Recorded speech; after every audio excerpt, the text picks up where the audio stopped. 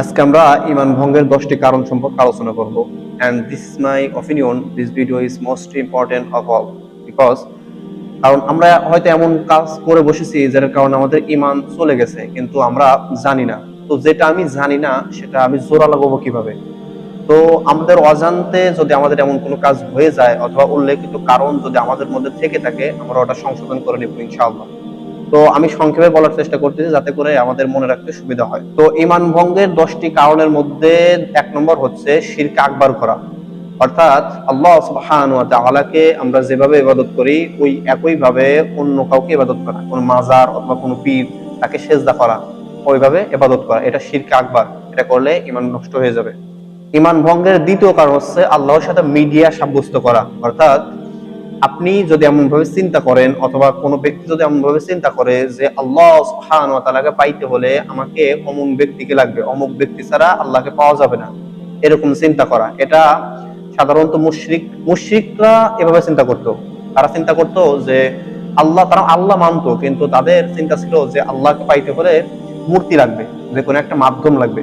তো এটা মুশরিকদের চিন্তা। হ্যাঁ, আপনাকে এটা মাথায় রাখতে হবে যে আপনি দ্বীন শিখবেন, আপনি আমল ঈমান ঠিক করবেন, এটা উলামায়ের কাছে গিয়ে, এটা নিঃসন্দেহে। কিন্তু যদি আপনি এমন ভাবে চিন্তা করেন যে অমুক ব্যক্তি ছাড়া, অমুক পীর সাহেব ছাড়া আমি আল্লাহকে পাবো না, অমুক ব্যক্তিকেই লাগবে, তাহলে এটা শিরকে আকবরের মধ্যেই পড়বে এবং এটা ঈমান ভঙ্গের কারণ।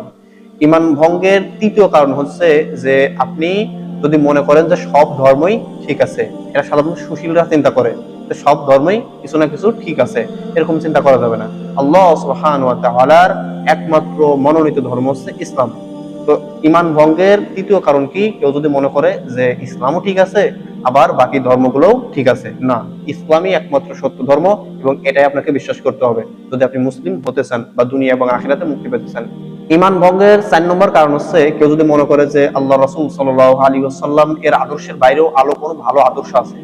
কেউ যদি মনে করে যে আল্লাহ রাসূলের আদর্শের বাইরেও আরো ভালো আদর্শ আছে, তাহলে তার ঈমান নষ্ট হয়ে যাবে, সে আর মুসলিম হিসেবে পরিচয় দিতে পারবে না।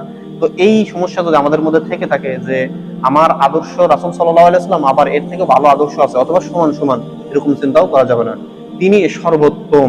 আল্লাহ সুবহানাহু ওয়া তাআলা বলতেছেন ওমা আরসালনাকা ইল্লা রাহমাতাল লিল আলামিন, বিশ্ব জগতের জন্য রহমত, তিনি সর্বোত্তম আদর্শ আমাদের জন্য।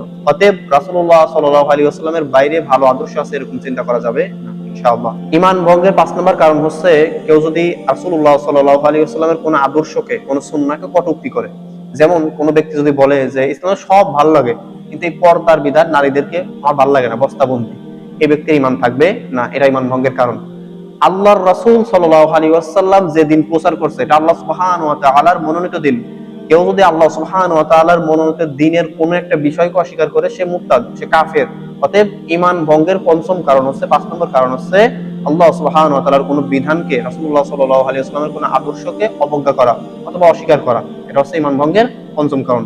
আমাদের দ্বারা যেন কোনো অজান্তেও যেন কোনো এই ধরনের কাজ না হয় যে আমরা রাসূলুল্লাহ সাল্লাল্লাহু আলাইহি ওয়াসাল্লামের কোন আদর্শকে, আল্লাহ সুবহানাহু ওয়া তাআলার দ্বীনকে আমরা অবজ্ঞা করছি। ঈমান ভঙ্গের 6 নম্বর কারণ হচ্ছে যে শরীয়তের কোনো বিষয়কে বিদ্রূপ বা ঠাট্টা করা, কোনো শরীয়তের বিষয় নিয়ে বিদ্রূপ বা ঠাট্টা করা। অনেকেই বলে যে কোনো জেনারেল থেকে উঠে আসা কোনো ভাই যদি দাড়ি রাখে হঠাৎ করে, তাকে অনেকেই বিভিন্ন রকম কটূক্তি করে। এই দাড়ি নিয়ে কটূক্তি করতেছে অথবা ইসলামের যে কোনো বিধান নিয়ে আপনি কটূক্তি করতেছেন, এটা ঈমান ভঙ্গের কারণ।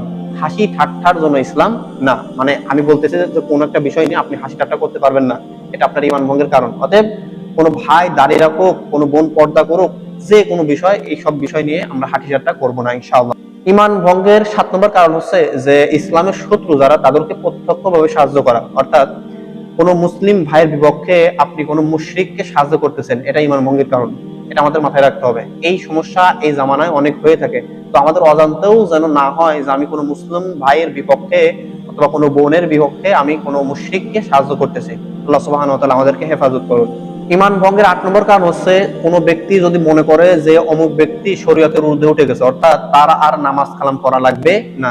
আমাদের দেশের অনেক পীর সাহেব আছে, তারা নামাজ পড়া লাগে না, তারা পাগল, নিজেকে পাগল বলে পরিচয় দেয়, তারা পাগল, আসলেই পাগল। অতএব কোন ব্যক্তি যদি মনে করে যে শরীয়তের ঊর্ধ্বে তার নামাজ কালাম পড়া লাগবে না, এই ব্যক্তি মুসলমান না, এটা আপনাদের ক্লিয়ার থাকতে হবে। এই বিষয়টা আপনাদের ক্লিয়ার না থাকলে আমরা বিভ্রান্ত খুব সহজেই হয়ে যাই। আমাদের সমাজে এরকম পীর সাহেব অনেক আছে। আল্লাহ রাসূল সাল্লাল্লাহু আলাইহি ওয়াসাল্লাম মৃত্যুর আগ মুহূর্ত পর্যন্ত পা হাঁটতে পারতেছে না, শেষে সাহাবীদের কাছে ভর দিয়ে মসজিদে গেছেন, আপনি কে যে আপনার নামাজ কালাম পড়া লাগে না? অতএব এই বিষয়টা আমাদের কাছে ক্লিয়ার হতে হবে। আল্লাহ সুবহানাহু ওয়া তাআলা আমাদেরকে এই বিষয়টা ক্লিয়ার হওয়ার তৌফিক দান করুন। ঈমান ভঙ্গের 9 নম্বর কারণ হচ্ছে যে জাদুটোনাকে কেউ যদি হালাল মনে করে, অর্থাৎ এই যে কুফরি কালাম করে মানুষের ক্ষতি করা হয়, তো এটাকে যদি কেউ হালাল মনে করে তাহলে তার ঈমান থাকবে না। এখন আজকের সমাজের এটার যে কত ভয়াবহ রূপ, এটা আমি আপনি সবাই কম বেশি জানি। আমাকে এসে বলে যে এতদিন ধরে পড়তেছো তো কুফরি কালাম বা এই সম্পর্কে কিছু জানো না, এখন তার সে হালাল মনে করেই কিন্তু করতেছে, অথচ সে জানে না যে এটা কুফরি কালাম, এটা ঈমান ভঙ্গের কারণ। এই সমস্যা যেন মন অজান্ত আমাদের না আসে, যে অন্যকে কুফরি করে, অন্যকে প্রেমে বশ করে এইসব আবিজাবি যতগুলো আছে এগুলো যেন আমাদের ভিতরে কখনোই না আসে। আল্লাহ সুবহানাহু ওয়া তাআলা এই আযাব থেকে আমাদেরকে হেফাজত করুন। ঈমান ভঙ্গের 10 নম্বর কারণ হচ্ছে যে দিনের ব্যাপারে একদম বেখেয়াল। কেমন বেখেয়াল?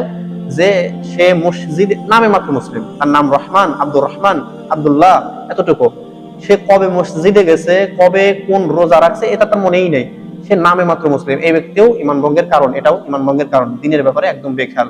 আল্লাহ সুবহানাহু ওয়া তাআলা যে বিষয়গুলো বললাম এই বিষয়গুলোর উপর আমাদের সবাইকে আমল করার তৌফিক দান করুন।